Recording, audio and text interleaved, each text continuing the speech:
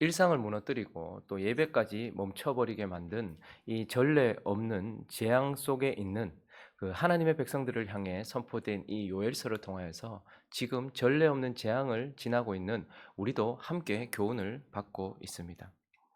우리는 어제까지 요엘서 1장을 통하여서 재앙의 의미에 대해서 살펴보았죠. 재앙은 일상을 더럽히고 또 우리의 예배를 더럽혔던 우리의 과거에 대한 심판이기도 합니다. 그러나 현재 하나님 앞에서 우리의 상태가 어떤지를 보여주는 거울이기도 하다라고 말씀을 드렸고, 그리고 곧 임박할 여호와의 날을 준비하기 위한 기회이기도 하다라고 말씀을 나눴습니다. 이제 이어지는 요엘서 2장은요, 나팔을 불라는 명령으로 시작되고 있는데 1절을 보니까 시온에서 나팔을 불며 나의 거룩한 산에서 경고의 소리를 지르라라고 나팔을 불라라는 명령이 이어지고, 15절도 두 번째 나팔을 불라라고 말하면서 너희는 시온에서 나팔을 불어 거룩한 금식일을 정하고 성회를 소집하라라고 말씀하시면서 하나님은 이제 나팔을 불라라는 명령으로 2장을 시작하십니다. 나팔은 이스라엘 백성들을 하나님 앞으로 불러 모으는 소리이기도 하고 이스라엘 백성들을 움직이게 하는 소리이기도 한 것입니다.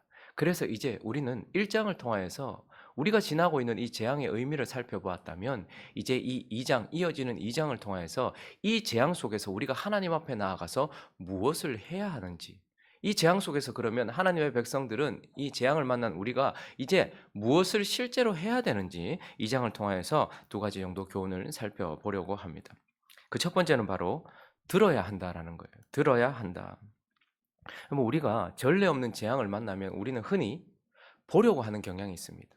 그 재앙의 크기나 그 재앙의 무서움들, 그 현실을 보려고 하는 경향이 있습니다. 그래서 그 현재에 자꾸 시선을 빼앗기고 그 재앙의 시선을 빼앗깁니다. 그러나 우리가 어제도 말씀을 나눴던 것처럼 그 재앙은, 지금 우리가 겪고 있는 이 재앙은 앞으로 있을 더 크고 두려운 여호와의 날, 임박한 여호와의 날에 대한 전조일 뿐이라는 거예요.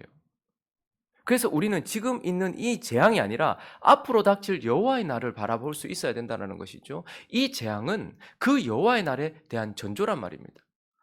여러분, 많은 사람들이 인간에 대하여 낙관하기 시작했습니다. 신을 밀어내고 난 이후에 포스트 모더니즘 시대로 들어가면서 인간들에 대하여 낙관하기 시작했고, 이제 우리는 평화로운 세상을 만들 것이라고 생각을 하면서 평화로운 미래를 바라보고 있던 그때에 어떤 일이 일어났습니까?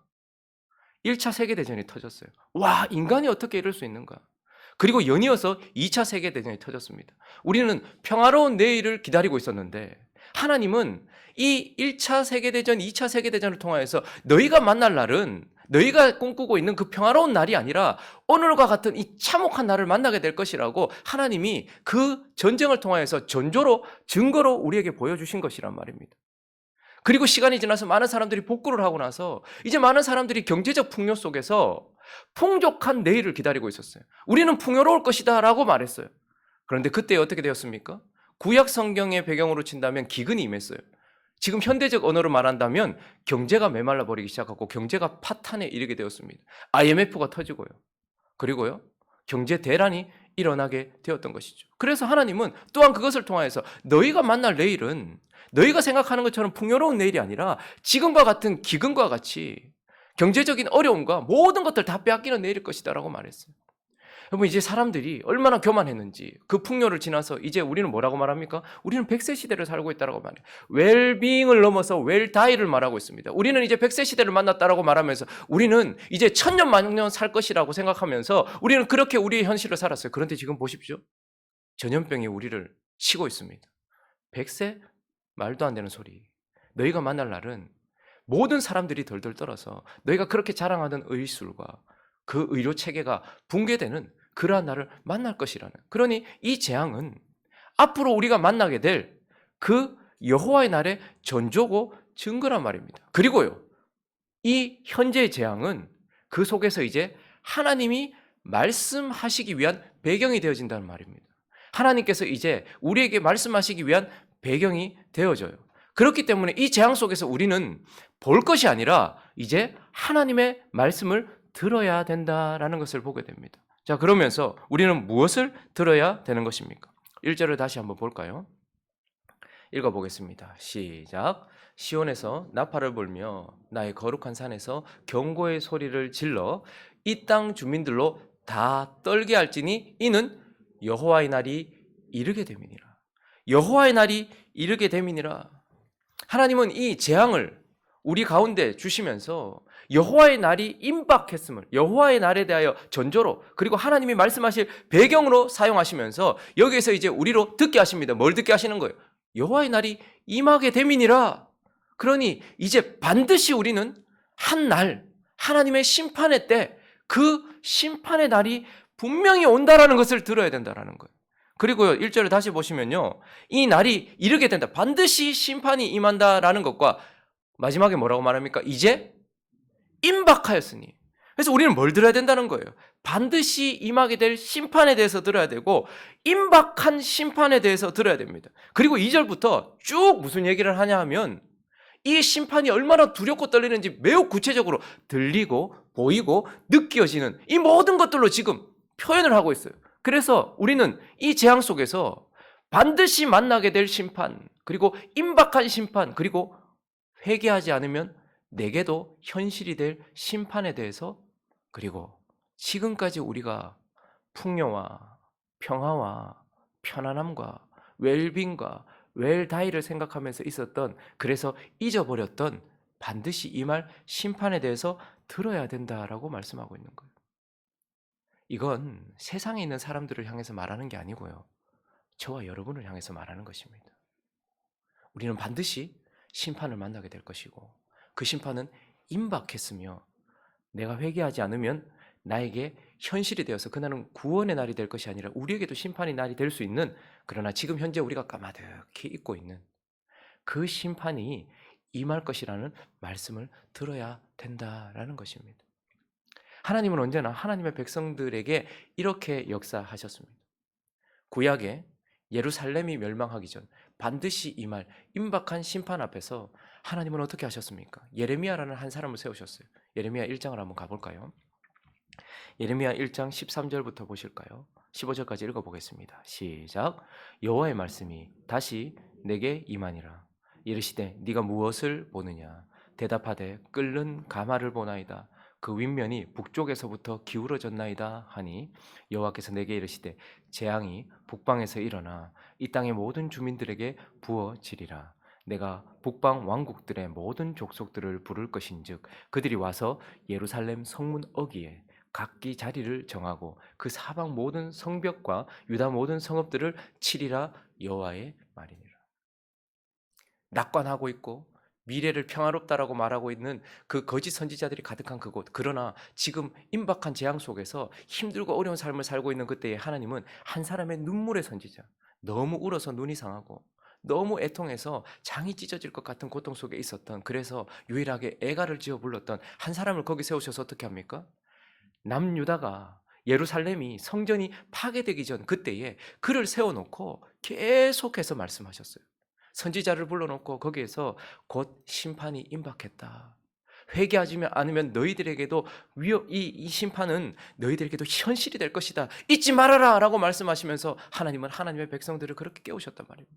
그리고요, 또 로마라는 압제 가운데 있으면서도 평화를 낙관하면서 그냥 잊어버리고 심판이 있을 것을 잊어버렸던 그들에게 하나님은 그 아들을 보내셨어요. 그래서 마태복음 23장을 한번 볼까요? 37절 38절을 읽습니다. 아들이 오셔서 이제는 이렇게 말씀하셨습니다. 시작. 예루살렘아 예루살렘아 선지자들을 죽이고 내게 파송한 자들을 돌로 치는 자여, 암탉이 그 새끼를 날개 아래에 모음같이 내가 내 자녀를 모으려 한 일이 몇 번이더냐. 그러나 너희가 원하지 아니하였도다. 보라 너희 집이 황폐하여 버려진 바 되리라. 24장 2절도 읽겠습니다. 시작. 대답하여 이르시되 너희가 이 모든 것을 보지 못하느냐? 내가 진실로 너희에게 이르노니 돌 하나도 돌 위에 남지 않고 다 무너뜨려 지리라.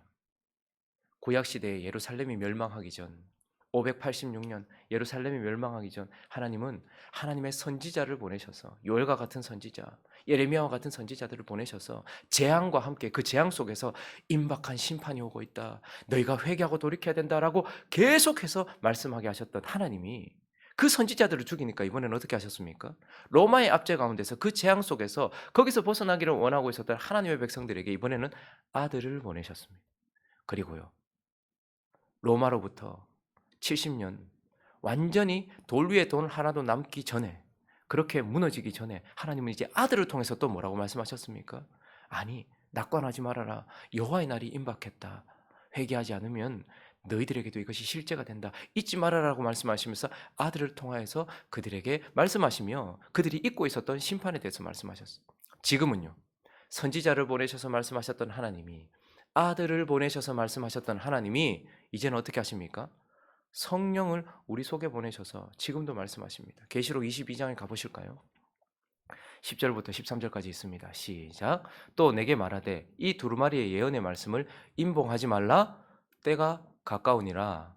불의를 행하는 자는 그대로 불의를 행하고, 더러운 자는 그대로 더럽고, 의로운 자는 그대로 의를 행하고, 거룩한 자는 그대로 거룩하게 하라. 보라, 내가 속히 오리니 내가 줄 상이 내게 있어 각 사람에게 그가 행한 대로 갚아 주리라. 나는 알파와 오메가요, 처음과 마지막이라, 시작과 마침이라. 15절도 있습니다. 시작. 개들과 점술가들과 음행하는 자들과 살인자들과 우상 숭배자들과 및 거짓말을 좋아하며 지어내는 자는 다 성 밖에 있으리라. 예루살렘이 멸망하기 전 하나님은 예레미야를 통해서 말씀하셨습니다. 또 수많은 선지자를 통해서 말씀하셨습니다. 예루살렘이 멸망하기 전 예수 그리스도를 통해서 하나님은 말씀하셨습니다. 이제 이 땅이 멸망하기 전, 이제 우리는 평화로운 시대, 풍요로운 시대, 그리고 백세 시대를 살게 될 것이 아니고 하나님의 여호와의 날이 임박했단 말입니다. 그런데 이제 선지자를 보내고 아들을 보내셨던 그분이 우리 속에 성령을 보내셔서 교회 안에서 너희들 임박한 여호와의 날이 임했다. 이 두루마리 덮지 말아라. 반드시 모든 인생 가운데 심판이 임할 것이다. 돌이키지 않으면 너희에게도 현실이 될 것이다 라고 우리 속에 성령을 보내셔서 말씀하고 있다는 것입니다. 그러므로 이 재앙 속에서 우리는 무엇을 봐야 됩니까? 이 코로나19 상황 속에서 우리는 무엇을 봐야 됩니까? 이것의 처참함을 보아야 됩니까? 아니요. 이제 우리가 잊고 지냈던, 우리가 반드시 만나게 될 심판에 대해서 들어야 된다라고 하나님은 말씀하고 계시는 것입니다. 그리고요, 이제 오늘 본문을 통해서 하나님은 우리에게 이 재앙 속에서 하나님의 백성들은 무엇을 해야 되는가? 바로 회개해야 한다라고 말씀하고 있습니다. 재앙이 이르면 하나님의 백성들은 흔히 깨트려지고 무너진 이 땅의 회복을 위해 기도해야 된다라고 생각하는 경향이 있습니다. 코로나19가 터지니까 모든 교회들이 이 깨어지고 부서진 이 땅의 회복을 위해서 기도해야 된다라고 그렇게 손발을 걷어붙이고 일어나려고 하고 있어요. 그러나 하나님은 이 재앙 속에서 우리에게 뭐라고 말씀하십니까? 12절을 읽어보겠습니다. 시작. 여호와의 말씀에 너희는 이제라도 금식하고 울며 애통하고 마음을 다하여 내게로 돌아오라 하셨나니. 우리는 이 땅의 회복을 위하여 기도하라고 하나님께 명령을 받지 않고 하나님과의 관계를 회복하고 회개하라고 명령을 받고 있는 것입니다. 그러니 이 땅을 회복시키기 위해서 기도할 것이 아니라 하나님과의 관계를 회복하기 위해서 회개해라 라고 말씀하고 계시는 것입니다. 요엘서를 통해서 하나님은 우리에게 강력한 회개를 요청하고 있는데 회개에 대한 많은 정의들이 있습니다. 그런데 오늘 요엘서를 통해서 하나님이 우리가 해야 될 회개에 대해서는 뭐라고 말씀하십니까? 회개는 바로 슬퍼하는 것입니다. 12절을 한번 다시 보십시오. 여호와의 말씀에 너희는 이제라도 금식하고 뭐하라고요? 울며 애통하고, 밥이 넘어가지 않는 상황 속에 울며 애통해라 라고 말씀. 그래서 회개란 먼저 슬퍼하는 것입니다. 무엇을요? 깨어져 버린 나, 무너져 버린 나를 보면서 슬퍼하는 것이 아니라 깨트린 하나님의 마음을 보면서 슬퍼하는 것입니다. 내가 잃어버린 그것을 보면서 애통하는 것이 아니라 하나님을 아프게 한 죄를 보면서, 내 속에 너무나도 명확하게 보이는 죄를 보면서 슬퍼하는 것, 이게 회개라고 말합니다. 많은 사람들이 눈물을 흘리는 이유가 깨어진 나 자신의 현실을 보면서, 그리고 내가 잃어버리고 내가 누리지 못하게 된 것들을 보면서 운단 말입니다. 그건 후회예요. 그러나 진짜 회개는 지금 나 때문에 깨어져 버린 하나님을 보면서, 그리고 그 하나님을 아프게 했던 내 속에 명확하게 자리 잡고 있는 죄를 보면서 슬퍼하는 것, 이게 회개라고 말씀하고 계시면서 하나님은 우리에게 슬퍼하고 애통해라라고 말하고 있습니다. 그리고요, 회개는 무엇입니까? 13절을 보니까요, 너희는 옷을 찢지 말고 마음을 찢어라. 그러니까 회개는 하나님을 보며 슬퍼하고 내 속에 있는 죄를 보면서 슬퍼하면서 이제 어떻게 하는 거예요? 마음을 찢는 것이다라고 말합니다. 회개를 상징하는 옷을 찢는 것은 옷을 찢을 때 우리 안에 부패했던 우리의 육체가 드러나요. 그런데 하나님은 이제 육체를 찢지 말고 옷을 찢지 말고 너희 마음을 찢으라라고 말씀하고 있습니다. 마음을 찢어서 우리 속에 있는 더러운 것들을 드러내라는 거예요. 교회는 지금 회개할 때입니다. 우리가 이제 우리의 겉을 찢는 것이 아니고 우리의 속을 찢어야 돼요. 저와 여러분들의 마음속에 있는 것이 무엇인지를 드러내야 된단 말입니다. 안에 암덩어리가 1기, 2기를 지나고 3기를 지나고 있는데 몸을 찢어서 그 속에 있는 것을 드러내야 되는 것처럼 지금 우리는 우리의 마음을 찢어야 돼서 그 속에 있는 더럽고 추악한 것들을 다 드러내야 된다는 말입니다. 그리고 찢어놓고 뭐 하는 거예요? 토려내야 되는 거예요. 여러분, 왜 죄를 도려낼 때 우는 줄 아십니까? 아파서 그런 거예요. 수술할 때도 아픈 거예요. 여러분, 죄를 드러낼 때 얼마나 아픈지 아십니까? 우리가 죄를 얼마나 사랑하는데요.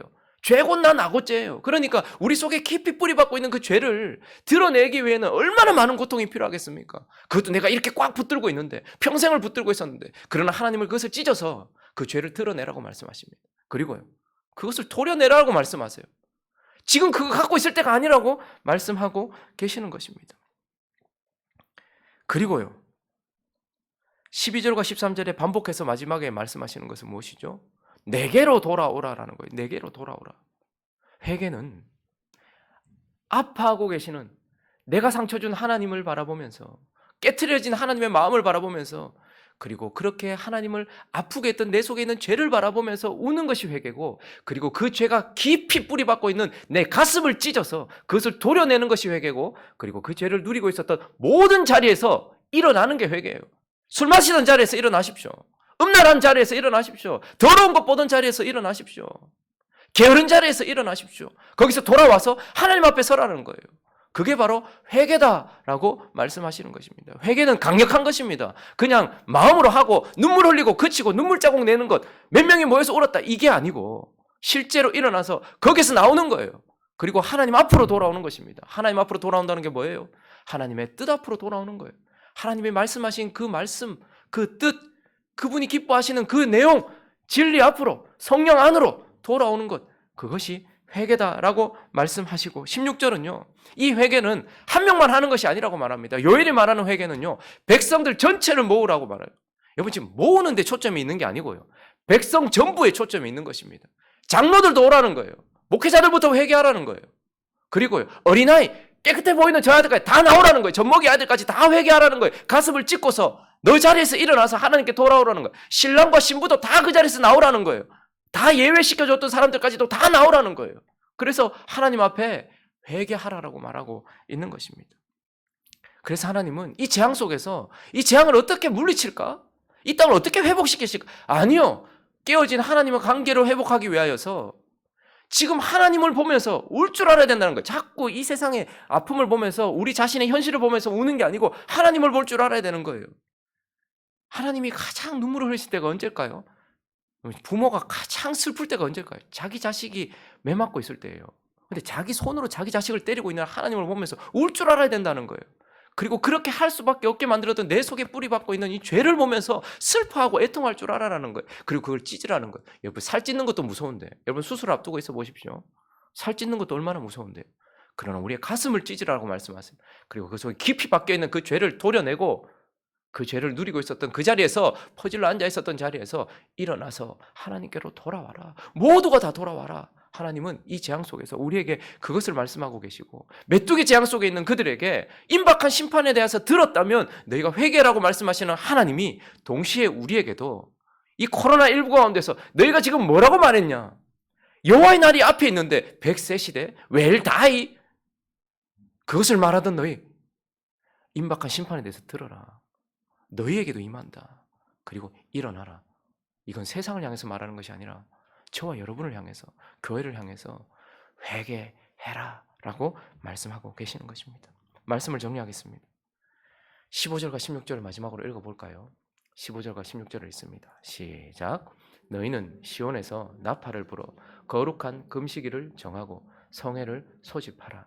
백성을 모아 그 모임을 거룩하게 하고 장로들을 모으며 어린이와 젖 먹는 자들을 모으며 신랑을 그 방에서 나오게 하며 신부도 그 신방에서 나오게 하고 하나님께서 나팔을 불고 계십니다.